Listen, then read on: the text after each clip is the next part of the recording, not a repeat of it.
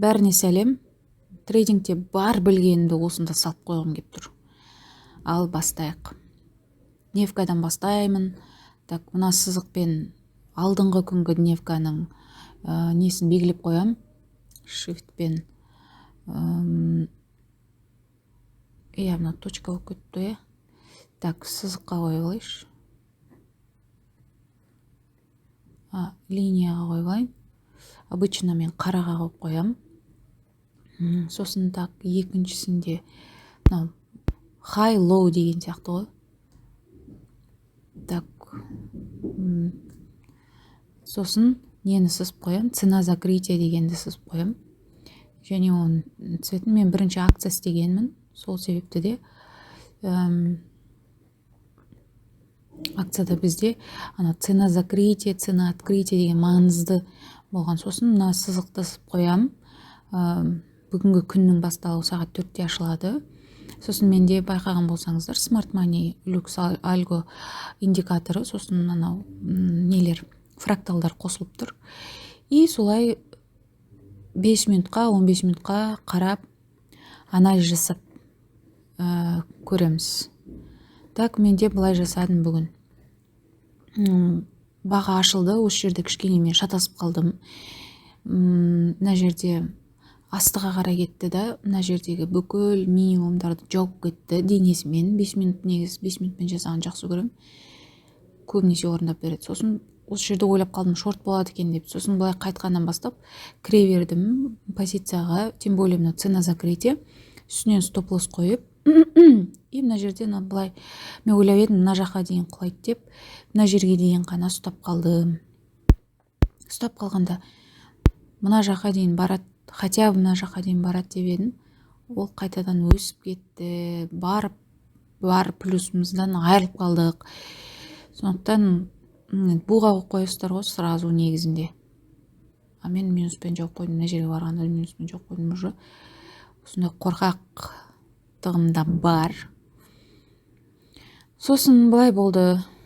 Мынадан төмен, жоғары ликвид шешкен жоқ деген әңгімелер бар. Сосын солай-солай, мына жердегі төбені мынау денесімен жапты. Жапқан екен, лонг болады екен ғой деп ойладым. Лонг болғанда да мына жердегі хай бар. Осы жерге дейін ғана ұстау керек болады. Лонг мен былай құлаған сайын алам дедім. Мына жерден біреу алып қалдым. Жоғарыға барған кезде жауып қойдық. Мына жерде құлап кетеді деп. Сосын мына жерге келгенде мына жаққа дейін келетін шығар деп күтіп отырып қалдық. Ол дальше келмейді. Дәл осы жерден қайтадан кетіп қалды. Обычно мынандай чорч жасаған жерлерге келеді. Чорч жасаған жерге келген жоқ, кірмей қалдым. Енді сосын глобально қарасам, бұл өсіп бара жатты. Мен ештеңке істеген жоқпын. Сосын қайтадан дневкаға барып, қайда кетті? Графиктер жоқ болып кететіні бар. Таппай қалам. Масқара. 30 минут, 1 сағат. Неге жоқ болып кетеді? Так, 30 минутпен де көрсете беретін болсақ, 30 минутта.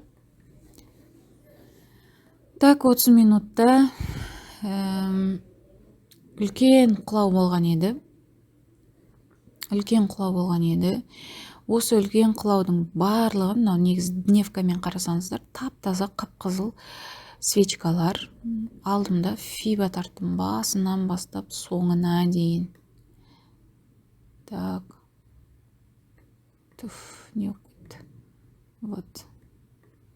Сосын осы жерде негізінде 05-06 зона, осы зона құлады ғой. Құлап беру керек. Былай қарап тұрсаңыздар, мына жерде шорт зона. Сосын мен шорт жасағым келіп тұр осы жерлерде. Хотя бұны 06-сы мына жақта, 06-сы мына жақтарда. Мынау неде көрсетіп тұр? Индикаторда көрсетіп тұр, шорт зона деп. Осы жерлерге келген кезде мына жерін асып атса да, мына жерден шорт ұстап көреміз.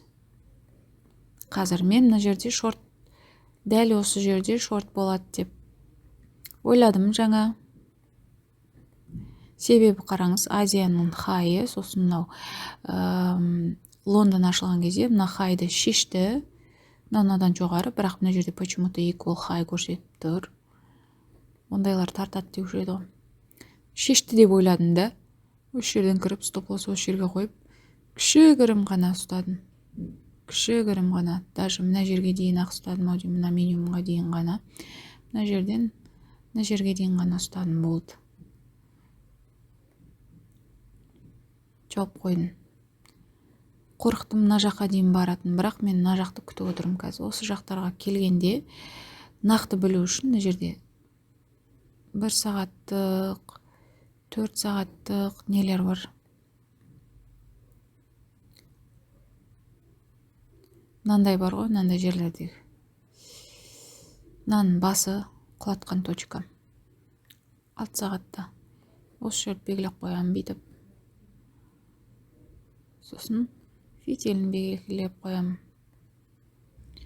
Осы фитилді құлайтын зоналар деп.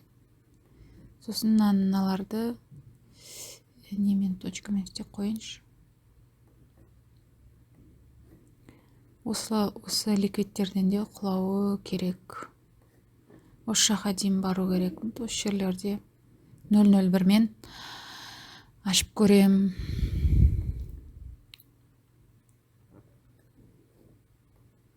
Сразу 3 минутқа 5 минутқа барып не жасаймыз? Еще жана Форекс факторда не болған еді? 6:15-те жаңалық болған еді, дымда әсер еткен жоқ. Дөмдөз юқары кетиyor. Енді мен мына зоналардан кішігірім 3-4 доллар реакция ұстап көрем. Мына жақтан ашып ұзақ ұстауға не көрем? Біреге ұстап булмен ұстауға рискке кіріп көрем. Көбісін жауып тастаймын негізі. Көбісін сәл құлап прибыльда болсам жауып тастаймын. Тек біреу ақ қалдырып қоям.